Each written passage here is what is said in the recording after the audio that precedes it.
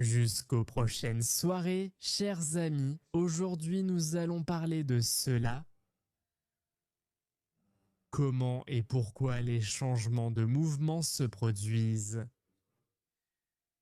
Jusqu'à présent, nous avons surtout parlé des muscles, des articulations, de la colonne vertébrale ici avec vous. Et maintenant, nous allons parler de ce qui se passe réellement, de ce à quoi il faut faire face, non pas en théorie, mais précisément en pratique. Pourquoi certains muscles fonctionnent-ils mieux que d'autres? Qu'est-ce qui les en empêche? Tout le monde ne sait pas ce qu'est le fascia. Le fascia, c'est une sorte de membrane assez rigide, parfois assez épaisse à certains endroits, parfois plus fine, parfois plus épaisse, qui recouvre chaque muscle. Chaque muscle possède une sorte d'étui facial, c'est-à-dire que le muscle est séparé des autres muscles par cet étui facial. Chaque muscle est entouré d'une membrane.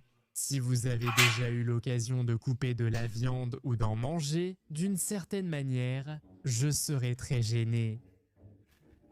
Vous avez peut-être remarqué qu'il y a parfois des morceaux difficiles à mâcher, des choses étranges qu'on n'arrive pas à mastiquer et qu'on finit par donner au chien par exemple ou à quelqu'un d'autre. En fait, chaque muscle est recouvert d'une telle fascia, chaque muscle se trouve dans une gaine faciale, c'est-à-dire qu'il a une structure différente. C'est-à-dire que ce n'est plus du tissu musculaire, c'est un autre type de tissu, il est moins élastique que le muscle, donc le muscle peut s'étirer davantage que la fascia. Et cette fascia, cette gaine faciale, elle crée une certaine forme, elle soutient le muscle, c'est grâce à elle et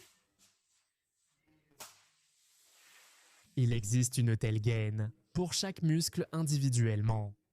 Et il arrive que plusieurs muscles soient regroupés. Par exemple, voici un muscle, puis ensuite il y a un deuxième muscle qui a aussi sa propre fascia.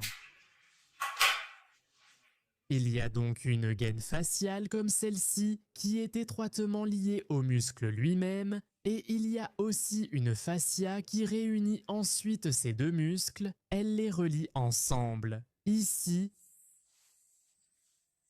que font-elles? Quelle est leur fonction?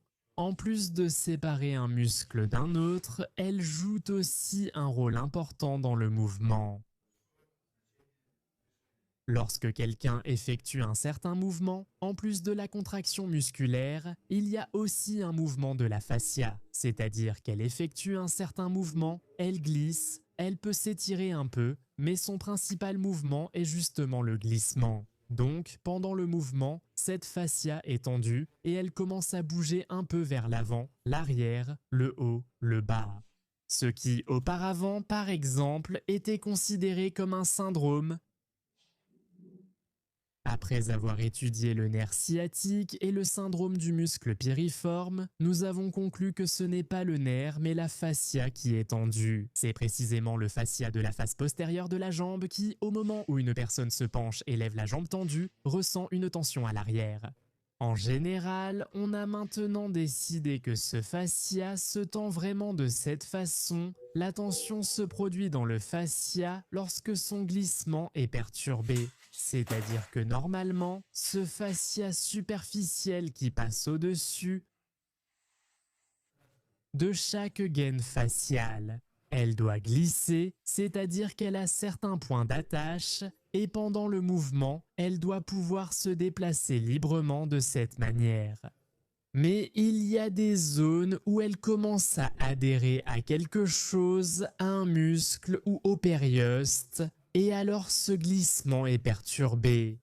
Et au moment, par exemple, où une personne fait un mouvement, elle doit pouvoir s'étirer comme ceci, permettre ce mouvement. Mais à cause du fait que, par exemple, ici, à cet endroit, son glissement est perturbé, ici elle s'est fixée et il va y avoir une tension parce que sa longueur ne suffira pas pour étendre la jambe. La personne va sentir une tension. Ici elle voudra faire un exercice d'étirement, c'est-à-dire qu'elle voudra étirer quelque chose. Les muscles, on lui dira que les muscles vont mal, qu'ils sont tendus.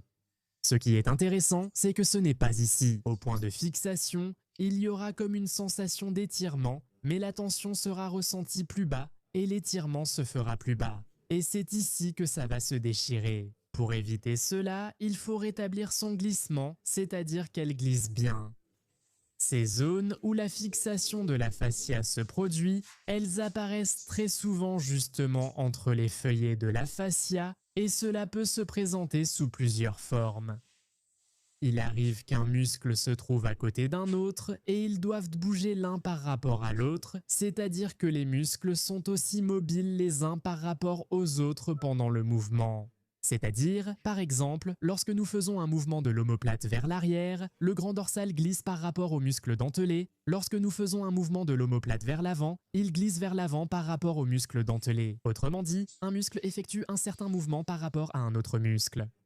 Si cette mobilité est perturbée, si des adhérences ou une fibrose se forment entre les muscles, c'est-à-dire si un tissu conjonctif rigide se développe, cela gêne ce glissement qui se produit à cet endroit.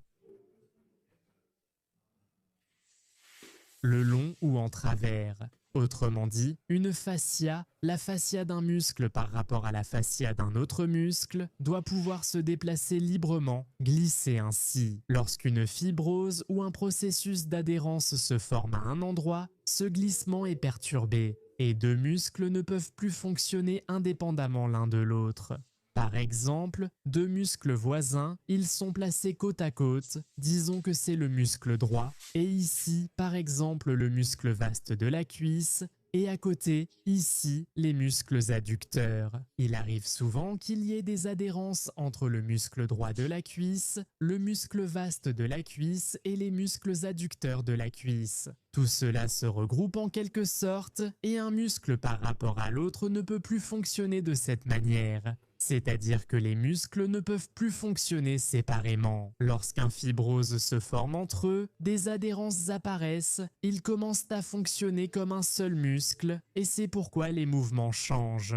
Par exemple, des processus d'adhérence se sont formés entre le muscle droit de la cuisse et ici, sur la surface externe de la cuisse, le muscle vaste de la cuisse, ici à l'extérieur. Et la personne ne peut plus lever la jambe, justement parce que le muscle droit de la cuisse ne fonctionne pas seul, un autre muscle s'y ajoute forcément. C'est le muscle latéral, le mouvement est donc latéral. Avec la surface interne de la cuisse. S'il y a des adhérences qui se sont formées là, au contraire, la rotation de la jambe ira trop vers l'intérieur et cela crée cette position de la jambe. Dans le premier cas, c'est cette position de la jambe qui se forme, il s'y habitue, il commence à bouger et à se tenir ainsi, c'est ce processus d'adhérence. Cela peut se produire n'importe où, là où la mobilité du fascia est perturbée et où le mouvement continue. Autrement dit, si une fixation du fascia apparaît à un endroit, si son glissement est perturbé, il commence à se tendre. Lorsqu'il se tend, il commence à se déchirer et quand il se déchire, une inflammation apparaît aux endroits de ces ruptures.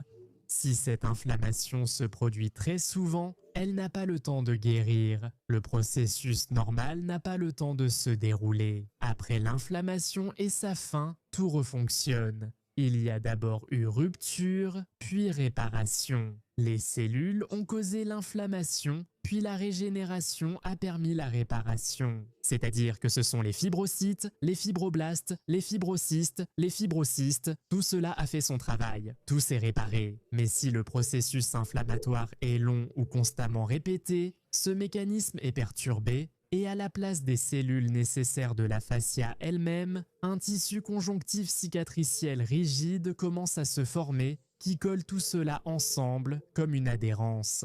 On les appelle ainsi parce qu'il se produit une fusion des feuillets de ces fascias. Ils se réunissent entre eux et commencent déjà à fonctionner non plus séparément, mais ainsi les uns par rapport aux autres. Il doit en être ainsi, pendant qu'un muscle reste immobile, l'autre lui se contracte, se relâche, se contracte, se relâche. En cas d'adhérence, dès qu'un muscle se contracte, l'autre travaille aussi immédiatement. C'est pourquoi c'est très important, justement, d'éliminer cela. Il faut le faire mécaniquement, c'est-à-dire supprimer ce processus d'adhérence. Et ensuite, il faut un entraînement spécial pour rétablir la mobilité de chaque muscle individuellement. Parce que si une habitude s'est installée, par exemple un processus d'adhérence, les muscles deltoïdes, ils ont une partie déclencheur. C'est le faisceau moyen qui écarte le bras sur le côté et l'avant qui effectue le mouvement vers l'avant. Très souvent, il y a un processus d'adhérence entre la partie antérieure et la partie moyenne du muscle deltoïde, et le bras commence alors à se lever tout le temps par habitude. Elle utilise alors ces deux muscles en même temps. Et après que cette fibrose qui se trouve entre les muscles voisins est éliminée mécaniquement, il faut une rééducation spéciale pour que la personne réapprenne à bouger chaque muscle séparément. Ce n'est pas un exercice isolé, c'est justement un exercice complexe parce que ce sont les exercices isolés qui conduisent justement à la formation de cela.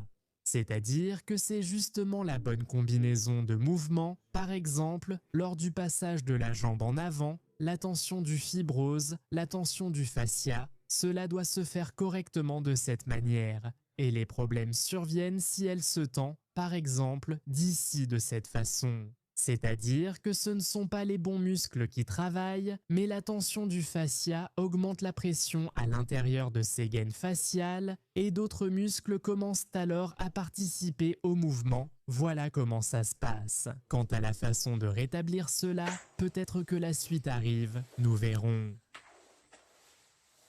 Dans les prochaines vidéos, si Dieu le veut.